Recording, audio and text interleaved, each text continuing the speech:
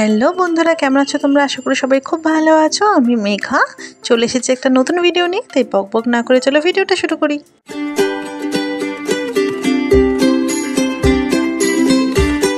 আশা করি সবার ঘরে এরকম এক দুটো কাচের বোতল তো খুঁজলে পাওয়াই যাবে।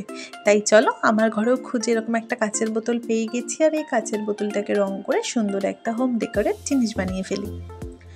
সর্বপ্রথম বলে রাখি, এই বোতলটা মা ফেলে দিচ্ছিল, ফেলার আগে আমি মাকে বললাম দাও এটাকে একটু সুন্দর করে সাজিয়েই নিই, যাতে আমার মানি প্ল্যান্টটাকে সুন্দরভাবে রাখা যেতে পারে।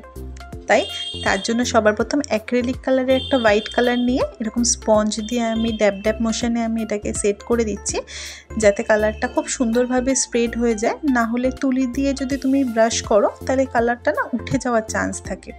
এরপর আমি এটাকে ভালো মতো ড্রাই করে এরপর আরেকটা কালার অ্যাপ্লাই করব, যেটা হচ্ছে ফ্লেশ টিন্ট। এটাও অ্যাক্রিলিক কালারের ফ্লেশ টিন্টটা ইউজ করে নেব এবং এই কালারটাকে ভালো মতো ড্রাই করব, কারণ প্রত্যেকটা কালার যদি আমরা ড্রাই না করি তাহলে আমাদের যেই নেক্সট কালারটা যখন করব তখন হাতের ছাপটা কিন্তু পড়ে যাওয়ার একটা সম্ভাবনা থাকে।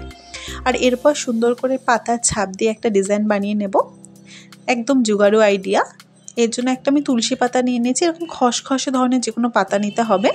আর পাতার যেই দিকটাতে এরকম হালকা শিরশির মতো আছে এই দিকটাতে কিন্তু সুন্দর করে একটা কালার লাগিয়ে নিতে হবে। তোমরা তোমার পছন্দ মতো কালার ইউজ করতে পারো। তো এখানে আমি ইউজ করেছিলাম লাইট গ্রিন 12টা, এটাও অ্যাক্রিলিক কালারের লাইট গ্রিন 12।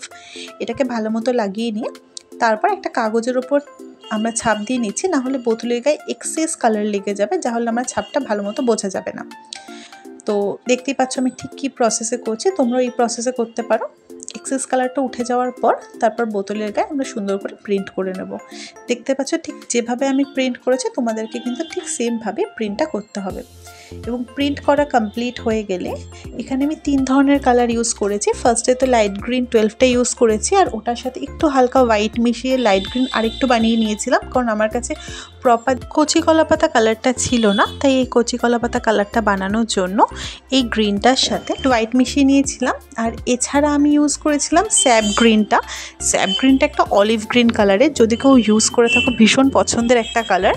তো দেখতেই পাচ্ছ কি সুন্দর দেখতে লাগছে না?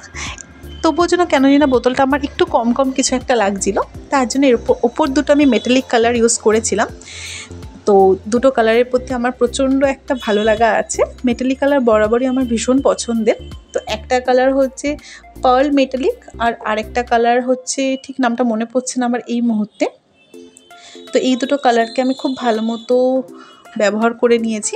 দেখতে পাচ্ছ এই অল্টারনেট কালারগুলো দেওয়াতে আরও বোতলটা আরও ব্রাইট লাগছে। ব্যাস ঠিক এইভাবে তোমরা তোমাদের ঘরে রাখা বটলগুলোকে সাজিয়ে ফেলতে পারো। আর কেমনভাবে সাজালে আমাকে ইনস্টাগ্রামে ট্যাগ করতে একদম ভুলো না। আজকের মতো টাটা, আসি পরবর্তী ভিডিও নিয়ে খুব তাড়াতাড়ি।